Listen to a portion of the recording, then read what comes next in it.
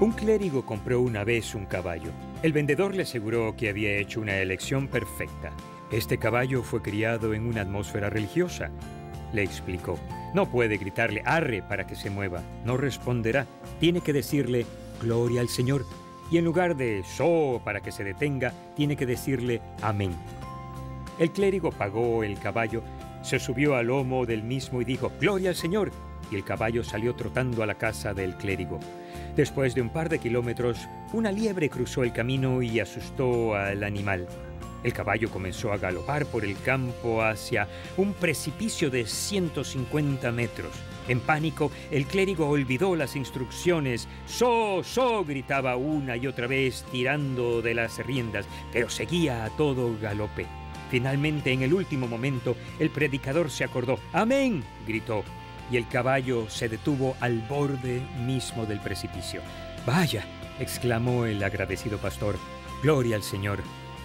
En la mayoría de los casos que recuerdo usar las expresiones de adoración, resulta ser una cosa buena. Esta quizás sea la única situación donde el resultado no era tan bueno. Hace unas semanas nos embarcamos en un viaje juntos con 10 creencias fundamentales de la vida cristiana. La meta es comprender en verdad estas creencias increíbles y transformadoras en la mente y aplicarlas a la vida diaria. A fin de hacer eso, esta semana comenzaremos a enfocarnos en algunas prácticas que ponen en acción esas creencias. Preguntémonos, ¿cómo llevamos estas creencias de nuestra cabeza al corazón donde se vive en verdad la vida? Al poner en acción esas prácticas en nuestra vida con regularidad, no solo nos capacitan para expresar el amor a Dios y al prójimo, sino también actúan como un canal desde la cabeza hasta el corazón. Estas prácticas nos dan una manera tangible y práctica de recordar, reforzar y ejercitar nuestras creencias, haciendo que sean una realidad en nuestra vida diaria.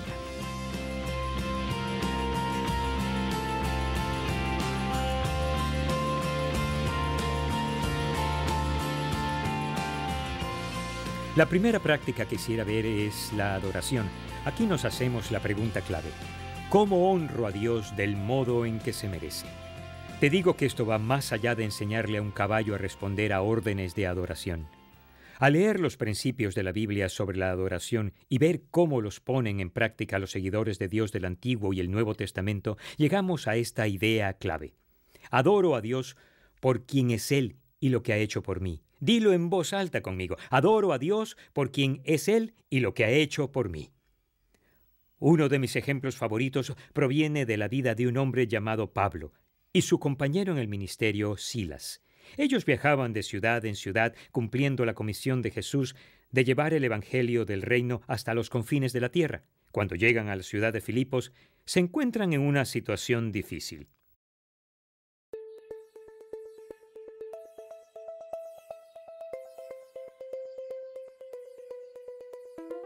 En los años inmediatamente posteriores a la vida de Jesús en la tierra, sus seguidores viajaron por todo el mundo, hablándole a la gente de Él e invitando a las personas a creer en Jesús e imitarlo en cuanto al modo en que vivían. Uno de los seguidores más conocidos era un hombre llamado Pablo. Anteriormente en su vida, Pablo había perseguido a los que creían en Jesús, enviándolos a la cárcel. Sin embargo, Pablo más tarde tuvo un encuentro con Dios y se convirtió él mismo en creyente. Dios llamó entonces a Pablo a viajar por muchas zonas diferentes del Imperio Romano. Él iba con frecuencia a las sinagogas judías en cada ciudad para enseñarles a las personas sobre Jesús. Algunos de los líderes religiosos de alto rango se sintieron amenazados por Pablo y su mensaje y comenzaron a tramar maneras de matarlo. En una ocasión, cuando Pablo, su compañero de viaje Silas y algunos de sus amigos iban caminando para reunirse con un grupo de otros creyentes, fueron seguidos por una esclava. La muchacha tenía un espíritu en ella que le daba la capacidad de predecir el futuro y ganaba grandes cantidades de dinero para sus amos, adivinando el porvenir. Por muchos días, ella había seguido a Pablo y Silas, gritando: «Estos hombres son siervos del Dios Altísimo, y les anuncian a ustedes el camino de salvación». Finalmente, Pablo se molestó tanto por lo que sucedía que se volvió hacia la muchacha y dijo: «En el nombre de Jesucristo, te ordeno que salgas de ella». Y en ese momento el espíritu dejó a la joven. Cuando los amos de la muchacha se dieron cuenta de que no podían ganar más dinero utilizándola, agarraron a Pablo y Silas, los llevaron ante los tribunales de la ciudad y los acusaron de provocar una conmoción en las calles. Pablo y Silas fueron severamente golpeados y llevados a la cárcel, y les colocaron grilletes en sus pies para que no pudieran escapar. Entonces, avanzada la noche, Pablo y Silas comenzaron a orar y cantar cantos a Dios con una voz tan fuerte que los otros prisioneros los escuchaban. Mientras ellos cantaban, un violento terremoto sacudió la cárcel, moviendo los cimientos del edificio. Las puertas de la cárcel se abrieron y las cadenas de todos los prisioneros se soltaron. El carcelero, que estaba durmiendo, se despertó y cuando vio que todas las puertas de la cárcel estaban abiertas, sacó su espada para quitarse la vida.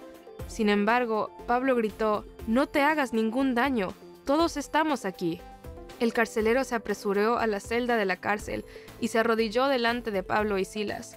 «Señores, ¿qué tengo que hacer para ser salvo?», les preguntó. Pablo y Silas le respondieron: «Cree en el Señor Jesús, así tú y tu familia serán salvos». Entonces les hablaron al hombre y a su familia sobre Dios y Jesús. El carcelero limpió las heridas de Pablo y Silas, y él y toda su familia fueron bautizados, creyendo lo que les habían dicho. Finalmente, este hombre llevó a Pablo y Silas a su casa y les dio de comer. El carcelero estaba lleno de alegría porque él y toda su familia habían llegado a creer en Dios.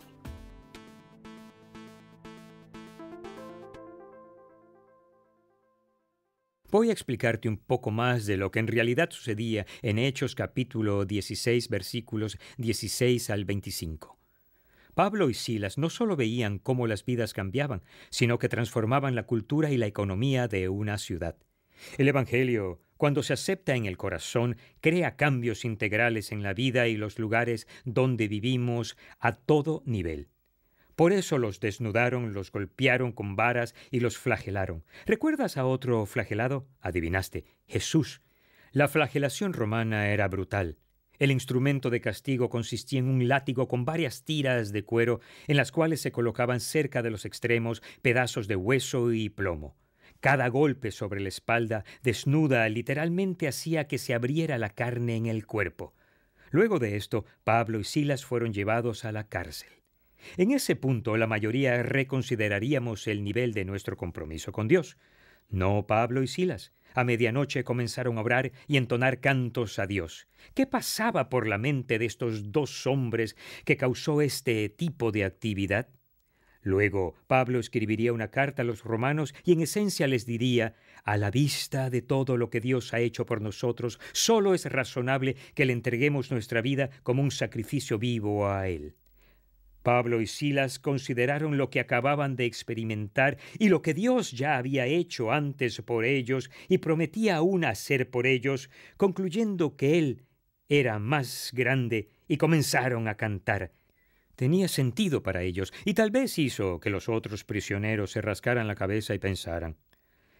Pero creo que aquí sucede algo más.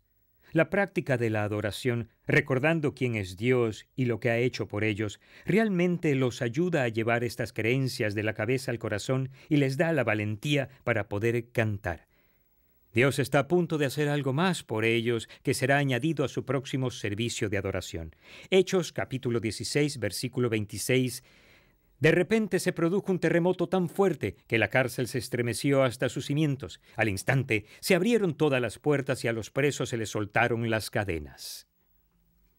Menuda escena para contemplar. Imagínate que fueras un prisionero presenciando cómo pasa esto hombres en la cárcel. Durante meses e incluso años, de repente sus cadenas se sueltan. ¡Qué espectáculo! Y qué recordatorio de que la sincera adoración a Dios con nuestros labios en nuestra vida tiene un potente impacto en quienes nos rodean. ¿Puedes imaginar la historia que el carcelero contó a amigos y familiares? Sigamos leyendo Hechos 16, 27 al 34. El carcelero despertó y al ver las puertas de la cárcel de par en par, sacó la espada y estuvo a punto de matarse, porque pensaba que los presos se habían escapado. Pero Pablo le gritó: «No te hagas ningún daño, todos estamos aquí».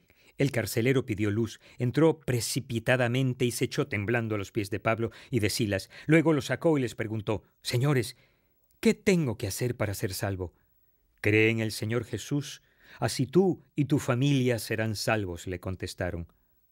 Luego les expusieron la palabra de Dios a él y a todos los demás que estaban en su casa. A esas horas de la noche, el carcelero se los llevó y les lavó las heridas. Enseguida fueron bautizados él y toda su familia. El carcelero los llevó a su casa, les sirvió comida y se alegró mucho, junto con toda su familia, por haber creído en Dios.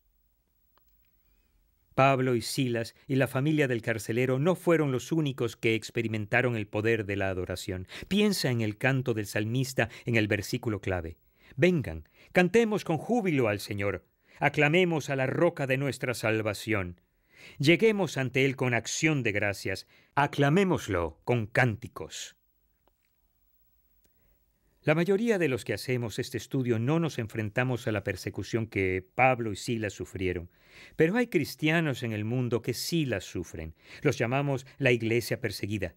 Deja que te lea tan solo una de las miles de historias reales, no del año 50 a.C., cuando Pablo estaba sentado en la cárcel de Filipos, sino de hoy. Escucha esta historia de un ministerio llamado Puertas Abiertas Internacional. Susana y su hermano pequeño, ambos musulmanes, vivían solos con su padre después que él se divorciara. La vida era rutinaria, escuela, tareas, un poco de tiempo para jugar. Sin embargo, ese día, en marzo del 2010, la vida de Susana dio un giro dramático cuando un evangelista visitó su escuela y decidió confiar en Cristo para su salvación.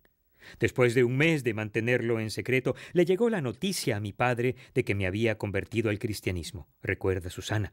Enfurecido, su padre la encerró en una habitación pequeña. Su hermano Mbusa fue advertido de que no le contara a nadie que Susana estaba encerrada y se le ordenó que no le diera ninguna comida. El joven Mbusa ayudaba a su hermana pasando bananas cuando su padre se iba. También hizo un agujero debajo de la puerta por donde podía pasarle agua. Mi hermana podía beber agua usando su lengua, pero la mayoría de los días solo podía lamer el barro. Durante 6 largos meses, Susana nunca vio la luz del sol. Una vecina cercana empezó a preocuparse después de no verla. Finalmente, cuando Mbusa tuvo miedo de que su hermana muriera, le dijo a la vecina que Susana se hallaba encerrada en una de las habitaciones. Al alertar a las autoridades, la policía fue a la vivienda y derribó la puerta. Rescataron a Susana y la llevaron a un hospital cercano. Por su difícil situación, Susana perdió el uso de sus piernas. Luego de pasar los 10 meses en una cama del hospital recuperándose, Susana fue llevada a una casa en Kenia. Al vivir ahora con un obrero de Puertas Abiertas y su familia, su amor por el Señor ha crecido. Cuando le preguntan cómo se siente, responde con confianza: «Estoy feliz y no tengo dolor. Nunca dejaré a mi Jesús, quien murió por mí». Aunque los meses de tortura fueron horribles, Susana ha perdonado a su padre y pide solo 2 cosas: poder volver a caminar para hablarles a otros a Jesús y salvación para su padre. Creo, en cierto modo, que las libertades para adorar a Dios con frecuencia debilitan nuestra fe, haciendo que seamos un poco apáticos y tibios, pero no tiene que ser así. ¿Qué tal si nos unimos a fin de mejorar realmente la práctica de la adoración? Si estás de acuerdo, grita: «¡Lo estoy!». Creo que lo escuché. Adelante.